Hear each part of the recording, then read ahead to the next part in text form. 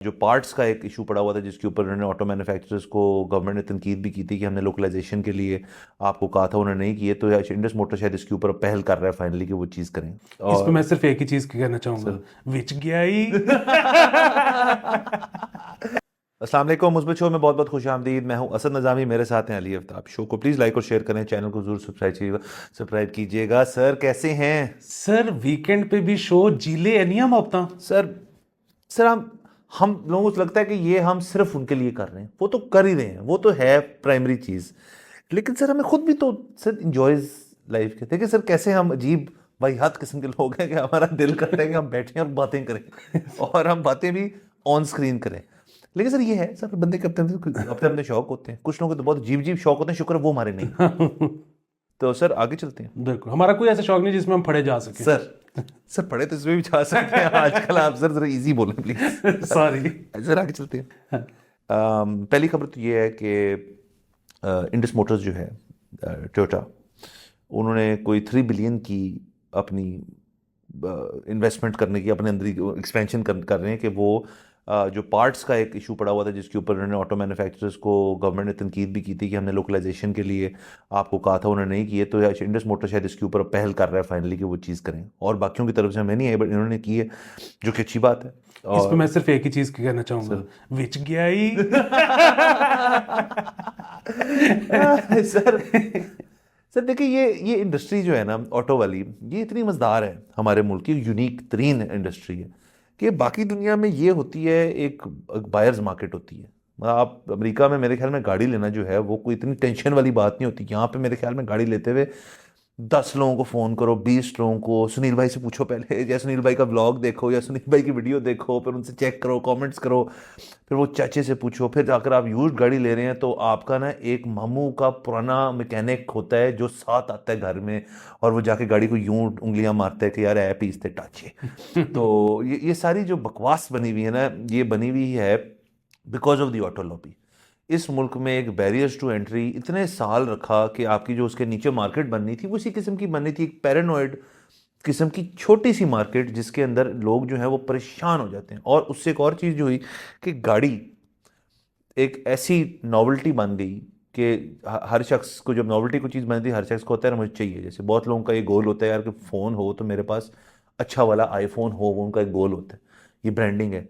यहाँ थे ब्रांडिंग भी कुछ नहीं, 2 मॉडल या 4 मॉडल 25-30 साल वही रुलते गए हैं और उसके पीछे लोग पागल हैं। और अब उनको प्रेशर फील हो रहा है, और ये प्रेशर गवर्नमेंट का नहीं है सर, गवर्नमेंट के हाथ बन चुके हैं क्योंकि आपकी इस मार्केट में कंपटीशन आ गया। और अब जब कंपटीशन आएगा तो इस किस्म की चीज़ें खबरें आएंगी कि जी 3 बिलियन चलेंगे, छुट्टो अंदर तो एक्सपोर्ट करो या अपने पार्ट्स जो है वो आप लोकलाइज करो। बिल्कुल सर, ये तो मतलब ये मजे की मार्केट नहीं है, ये तो इन्होंने हमें फुद्दू बनाया है 70 साल में, आज 50 साल। और गवर्नमेंट का इसमें बहुत बड़ा रोल है जी। कि गवर्नमेंट ने ये पहले क्यों नहीं की डेमोक्रेटाइजेशन। हाँ। और गवर्नमेंट सिर्फ इतना ही कर दे ना तो ये सारे बंदे के पुत्र बन जाएं कि गवर्नमेंट कहे कि जी इतने सालों में अभी तक लोकलाइजेशन हुई नहीं, तो जब हमने चीज़ें बीच में इंपोर्ट ही करनी है तो हम पूरा सीबीयू यूनिट मंगवा लेते हैं बाहर से। तो अगेन ये ठीक है जी कि ये कहेंगे कि नहीं कुछ लोगों को तो हमने यहाँ पे एम्प्लॉयमेंट दी हुई है ना। तो बात ये है कि जब सीबीयू यूनिट पूरा आएगा ना तो फिर आप मजीद दोगे। ये इसीलिए मैं कह रहा हूँ कि ये बहुत अच्छा किया है अंदर तक सर टिपिंग नहीं है ये। तो चले सर, इससे अच्छी बात ये है कि गाड़ियों की मार्केट में मजीद कंपटीशन हम तो देखना चाहते हैं। हम तो चाहते हैं कि इवन जो मोटरसाइकिल की जो इंडस्ट्री है उसके अंदर भी हमने देखा कि हालांकि कंपटीशन तो आया, लेकिन वही बाइक जो मेरे ख्याल में 1932 से प्री पार्टीशन चल रहा है, वही मिला हमें 1947 के बाद। मैं मजाक कर रहा हूँ, फिर उसके बाद आया था, बट वही चली जा रहा है। और जो नए एंट्रेंट्स भी आ रहे हैं, ये जो बाकी होंडा और किसी हटके जो बाकी बाइक बना, उन्होंने भी वही बाइक बनाया है और उसके अंदर वही लाल रंग डाला है, मतलब कुछ चेंज नहीं है। नहीं सर, इस दफ़ा मैं एक दोस्त के पास बैठा हुआ था जो बड़ा शौकीन है 125 का, तो वो उसने काम छोड़ के उसने कहा कि अभी 24 मॉडल लॉन्च होना है, तो वो हमने अब ना पहले उसकी लॉन्चिंग देखनी है। CD 125। हाँ, तो वो वेबसाइट पे उन्होंने उसकी पिक्चर देनी थी नए की। अच्छा, कोई नई आई है? हाँ, तो हर साल नया आता है ना। अच्छा। तो हमने सारे अब स्टूडियो में काम छोड़ के बैठे हुए हैं, तो फाइनली उसने खोला सर उन्होंने स्टिकर ग्रीन और गोल्डन कर दिए। ओफ सर क्या बात है सर। ये आप ये बात कर रहे हैं, मैं आपको बताता हूँ कि जब होंडा सिटी की एक तो पहली वाली सिटी थी, फिर दूसरी तीसरी, लेकिन फोर्थ फिफ्थ जनरेशन जब आई थी उसका एक फेस लिफ्ट आया था जिसको उन्होंने कोई नाम भी दिया था, मैं नाम जैसे निकले, लेकिन वो मुझे मज़ाहिया इसलिए लगा कि वो पूरा लॉन्च हुआ उसका, कि देखें इसके अंदर फीचर्स है, उसके अंदर एक फीचर के ऊपर ना, दो फीचर्स के ऊपर बहुत रौला पड़ गया था। रिवर्स कैमरा और जो उसके दरवाजे के हैंडल जो खोलते हैं वो क्रोम थे, प्लास्टिक क्रोम। पागल हो गई थी वहां सर के यार, मजा आ गया। उफ सर ये होता है जब आप एक ओलिगोपोली किस्म की इन्वायरमेंट में हो कि आपको जो मिल रहा है आप कहते हैं इससे बेहतर कुछ नहीं। सर ये मतलब बात वही है कि अभी भी हम ये जो हमारे पॉपुलर मॉडल्स भी हैं दो, इनमें भी हम जनरेशन में तो कोई मेरे ख्याल में 4 पीछे हैं। सिविक में हम अप टू पार है। सिटी और करोला। सिटी और करोला में तो बहुत पीछे हैं, करोला में तो पीछे ही है सर। करोला का तो सर असल में करोला सर खोता है, आपने उस गाड़ी को बस ऑन करना है एक दिन, और फिर जब कुछ खुदा ना खास्ता उसका जनरेटर नहीं बनता ना गाड़ी का, तब तक आपने उस गाड़ी को चलाते रहना, कुछ कहेगी नहीं आपको। सो ये बात है। सिविक देखें करते करते करते करते अभी बड़ी सेंसिटिव सी थोड़ी सी कार बन गई है, उसके अंदर मसले भी ज़्यादा आते हैं, उसके पार्ट्स भी महंगे, उसकी कीमत भी बहुत ज़्यादा है। तो करोला जब ये नई लॉन्च करेंगे इंडस वाले तो ये बड़ी सोच समझ के करेंगे, और आ रही है नई करोला करेंगे लॉन्च। सर असल में अमेरिका वगैरह में भी ना करोला तो बहुत लोगों को पता होता है कि बेसिकली अमेरिका में ना, एक तो जिस तरह हम तो गाड़ी की हर चीज़ ही ठीक कर लेते हाँ हैं, जी। अमेरिका में ना उनको ये होता है कि जिस दिन ऑटोमेटिक गियर बॉक्स ख़राब हो गया ना, गड्डी फारक उस दिन गड्डी फाड़ेगा, वो पता नहीं क्यों उनसे नहीं ठीक होता। ना। हम तो कर लेते हैं लेकिन करोला का उधर मशहूर ये है अमेरिका में भी कि जी 6 लाख माइल इसका गियर बॉक्स नहीं जाता। सर नहीं जाता सर। आपको पता है वैसे चले जो भी हम बात कर रहे हैं, जापानी गाड़ी होती है। जापानीज की जो गाड़ियाँ, जो उनकी परफॉर्मेंस ओरिएंटेड गाड़ियाँ होती थी, उनके अंदर एक वीटेक सिस्टम आता था। वो मतलब चलो उसकी कॉम्प्लिकेशन छोड़ दें, वो क्रैंकशाफ्ट से रिलेटेड है, बट वीटेक सिस्टम्स उन्होंने दुनिया में, जब तक ये खबर आई थी, जब तक ये मैंने पढ़ी थी, 1 मिलियन सिस्टम्स उन्होंने पूरी दुनिया में बना के बेचे थे, वीटेक सिस्टम्स। उसमें से कितने फेल हुए थे? एक आज तक फेल हुआ है। इधर बारिश ज़्यादा हो जाए तो गड्डी बांध है। सो ऐसा वो जो आप इंपोर्ट भी कर रहे हैं ना सारी चीज़, और जो यहाँ चीज़ बना भी रहे हैं उसकी आप वेल्डिंग देख लें, उसकी आप बाकी बनावट देख लें, वो मज़ा नहीं आता। जब जैपनीज जो इम्पोर्टेड सीबी होता है वो क्यों ठीक हो के यहाँ वहाँ से ख़राब एक्सीडेंटेड यहाँ इंपोर्ट होता है, यहाँ हमारे जो मास्टर्स हैं उसी चीज़ को ठीक कर लेते हैं, बॉडी वर्क वगैरह, और वो गाड़ी और उसकी ज़िंदगी में 20 साल ऐड हो जाते हैं। ये क्यों है? क्योंकि वो सिरे से गाड़ी जो है एक क्वालिटी कंट्रोल से बनाते हैं, और यहाँ पे ऐसा नहीं है। तो ये चले सर, अब हम, आपको पता है आप और मैं हर इंडस्ट्री को हम फॉलो करते हैं, सिवाय टेक्सटाइल इंडस्ट्री के। तो वो भी कर लेंगे। सो सर आगे चलते हैं। वाह। एक वीडियो, ये I think Australian high commissioner थे जो कि एक मैच देखने जा रहे थे या मैच के बाहर खड़े हुए थे, और पता नहीं मैच था या थाना था, या था कुछ जगह थी, मुझे लग रहा था। तो उसके ऊपर उन्होंने एक बोर्ड पढ़ा जिस पे लिखा हुआ था, जो अमूमन हर जगह लिखा होता है हमारे मुल्क में, नो शॉट्स अलाउड। सो उन्होंने बड़े हंसते हुए कहा कि यार हमारे ऑस्ट्रेलिया के अंदर आप नो शॉट्स अलाउड कर देंगे तो मुल्क ही बंद हो जाएगा, लोग आएंगे नहीं, क्योंकि वो तो ऑस्ट्रेलियन तो फ्लिप फ्लॉप और शॉर्ट है वो तो दफ्तर पहन के जाते हैं। और वो शायद आईजी साहब खड़े थे, वो कहते सर इसकी बहुत ज़्यादा वजूहत है, मैं आपको किसी और दिन बताऊंगा, टू मेनी रीजंस। हाँ तो वो मैं तो ये जानना चाहता हूँ कि वो क्या रीजंस हैं। उसकी वजह ये है कि अगर कोई इखलाकी रीज़न है भी, ठीक है, और जिसकी वजह से अगर जिस तरह आप कहते हैं कि शायद मैच से निकल रहे थे, तो मैच में अगर कोई लोग यहाँ पे कंजर्वेटिव, जो मेरा तो नहीं ख्याल है, लेकिन क्योंकि हमारे हुक्मरानों को लगता है कि हम कंजर्वेटिव नेशन हैं, तो उनको अगर लगता है कि जी इखलाकी बुराई पैदा होगी तो और बात है। थाने में आप क्यों नहीं शॉर्ट्स पहन के जा सकते? मतलब आपके घर चोरी हो जाए और बंदा जो है डाका पड़ जाए और डाकू जो है वो सब कुछ ले जाए कपड़ों समेत तो अब आप पहले हमसाए से पेंट मांगेंगे क्योंकि आपने थाने रिपोर्ट कराने जाना है। और भाई थाने वालों का काम है आपको इंसाफ देना। आप नंगे आए हो, आप कपड़ों में आए हो, जैसे नंगे ना आ जाए सर। ये बात फर्ज करें वो डाकू आपके कपड़े नहीं भी लेंगे, लेकिन आपके जहन में अगर मैं रिपोर्ट लिखानी है कि मैंने पैंट पा लूंगा तो मतलब फिर ये किस किस्म की बात है सर। दूसरा ये देखें ना, हमारे कुछ एरियाज जो लाहौर के उसके अंदर जो पब्लिक पार्क्स हैं, जहाँ पे जॉगिंग ट्रैक्स हैं, वहाँ पर शॉर्ट्स मना है। ये जंग आपका भाई लड़ता रहता है जान के। मैं कभी ना चला जाता हूँ कि यार क्या ही हो जाएगा, और हर दफ़ा ये होता है कि वो मुझे बाहर निकाल देते हैं कि आप नहीं आ सकते, और मैं लड़ता हूँ कि भाई वजह तो बता दो कि सर बस नहीं, पॉलिसी बनी हुई है, मुझे क्या पता। वो तो मैं फिर समझता हूँ उनकी भी कि उनको यार किसी अफसर ने कहा है कि निकर नहीं पहन के आनी पार्क के अंदर, तो ठीक है। अच्छा, एक पार्क में मैं गया, ये DHA में, वहाँ दूर ना एक बास्केटबॉल कोर्ट था, वहाँ पे बॉयज़ बास्केटबॉल खेल रहे थे, उन्होंने इतनी इतनी निकरें पहनी हुई थी। मैंने कहा वो क्या है? कहते हैं सर वो जो है ना बास्केटबॉल में अलाउ है कि आप स्पोर्ट्स खेल रहे हैं तो आप निकर पहन लें। मैंने कहा बिल्कुल ठीक है, मैं बास्केटबॉल खेलने आया। कहते नहीं आप तो यहाँ वॉक करने आए हैं कुछ। मैंने कहा नहीं, मैं बास्केटबॉल खेलूंगा। और मैं चला गया और मैंने उनसे बात भी की जो लड़के थे, और मैं खेली खुली नहीं बास्केटबॉल, मैं चला गया वहाँ पे और मैं निकर में खड़ा हो गया। मैंने निकर में अपना प्रोटेस्ट लॉन्च करवाया बास्केटबॉल कोर्ट पे खड़े होके। मैं फिर गया वहाँ से। सर मेरी ये स्मॉल विक्ट्री है इस सारी मसले के अंदर। ये हमें नहीं पता निकर क्यों मना है, ये किसी को नहीं पता। सर ये इसी तरह मेरे दोस्त भी जॉगिंग करने गए हुए थे और वहाँ पे वो सोसाइटी का अपना गार्ड आ गया और उसने कहा कि आप ये नहीं पहन सकते। उसने कहा जी क्यों? उन्होंने कहा जी बस वो मना है। उसने कहा यार तैनू की करन दे सानू। कहते जी मैनू तो कुछ नहीं, लेकिन ना लेडीज़ ने शिकायत की थी है। तो वो लेडीज साथ ही खड़ी हुई थी, तो इन्होंने पूछा उनसे कि जी आपको कोई मसला है? उन्होंने कहा हम लानत नहीं भेजते, जो मर्जी पहनो। इन्होंने कहा जी उन लेडीज को तो कोई प्रॉब्लम नहीं है, और कोई है तो बता और कोई है ग्राउंड में तो बता दो। फिर उस बंदे ने पुलिस कॉल कर ली, फिर इनको जाना पड़ा। वाह सर, ये देखें सर, ये प्रोग्रेसिव सोच नहीं है दुनिया में सर। अब आप देखें अभी एक एपिसोड में, वो तो हमारी शो होती है तो मेरी खैर एक अपनी ऊपर मजबूरी कि मैं टाई पहन लेता हूँ।